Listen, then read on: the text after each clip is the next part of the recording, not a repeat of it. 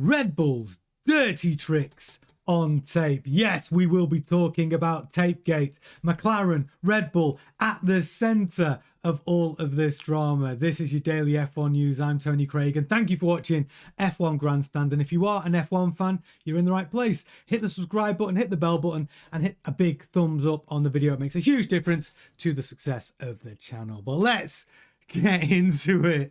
I mean, first of all, we need to establish what's going on. So let's explain.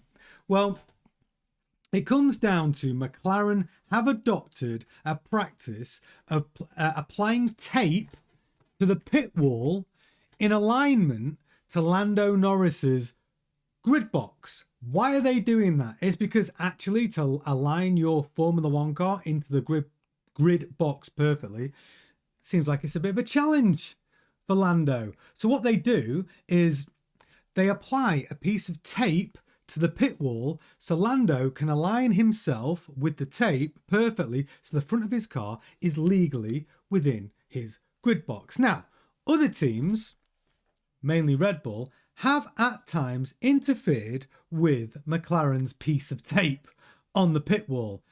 This has been documented, but I bet you're thinking, well, is any of this allowed?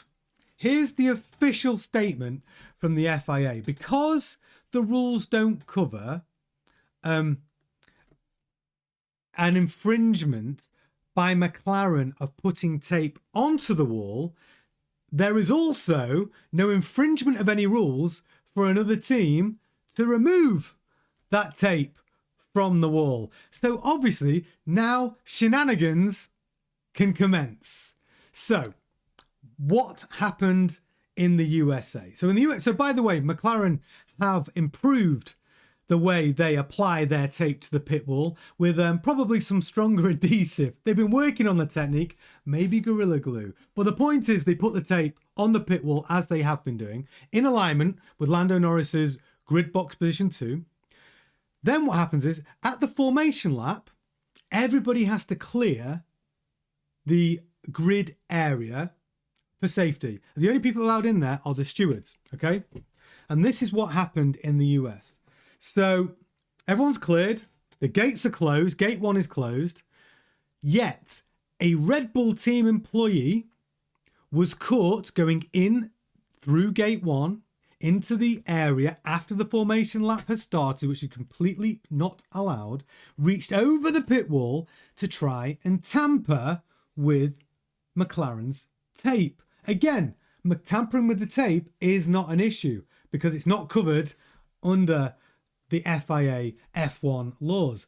However, though, coming through gate 1 into that area, which is closed off as soon as the cars are on a formation lap and for safety reasons, that is an infringement in which Red Bull have been issued a €50,000 fine.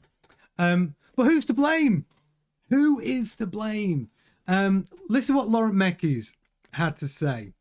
So Laurent Mekies, he said, well, actually, let's start with the steward's report. The steward's report said a team member re-entered the gatewell area at gate 1 in proximity of the second grid position after the formation lap had commenced. And at that moment, the pit marshal started to close the gate. Now, according to the report from the pit marshals, the Red Bull's team member did not appear to react to their efforts to prevent him from entering the gate well area. The team representative stated during the hearing that the team member informed him that he was not aware of the efforts of the marshal to stop him. Really? Okay. However, the steward determined that any person affiliated to a team or other stakeholders should be aware that entering the track or hindering the safety measures to prepare the track for the race after the grid has been cleared is absolutely prohibited. So irrespective of whether or not the instructions of the relevant officials have been realised by the person concerned, hindering or delaying the process of closing the gates before the race start must be considered as an unsafe act, and therefore a significant penalty to the team is warranted. €50,000. That's the penalty. So what did Laurent Mekies said? He said it was a misunderstanding. All right, Laurent. So a misunderstanding that your race engineer was trying to sneak in at the very last minute to remove McLaren's tape, which was there to help Lando Norris line up his car in grid box 2.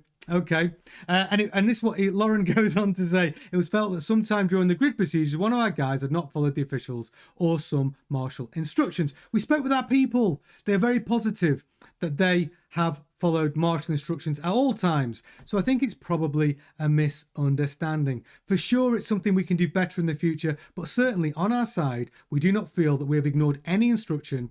We did not get any specific instructions. So that's where Red Bull sit. What they're basically saying is, our guy did nothing wrong. He didn't hear the marshals telling him not to go in that area.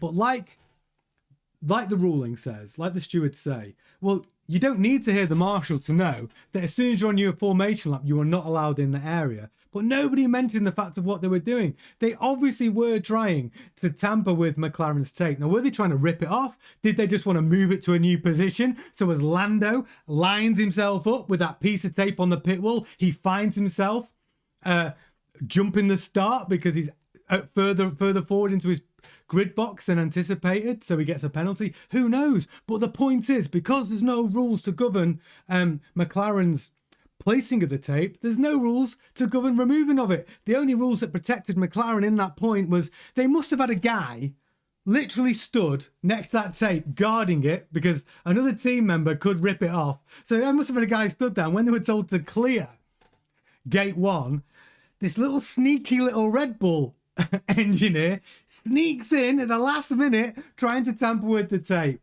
Dirty tricks by Red Bull. Or should it not be allowed anyway? Because if there's no rules to say you can stick tape on a pit wall, who's to say you can't stick any old sign on the pit wall?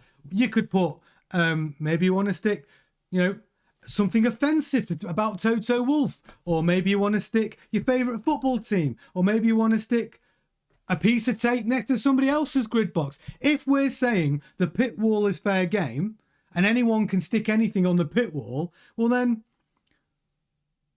that opens the floodgates, doesn't it, to people basically putting anything they want out there. Because it's like saying, well, if there's no rules to govern it, then we can't do anything. Well, people can write anything they want. Place an advert there.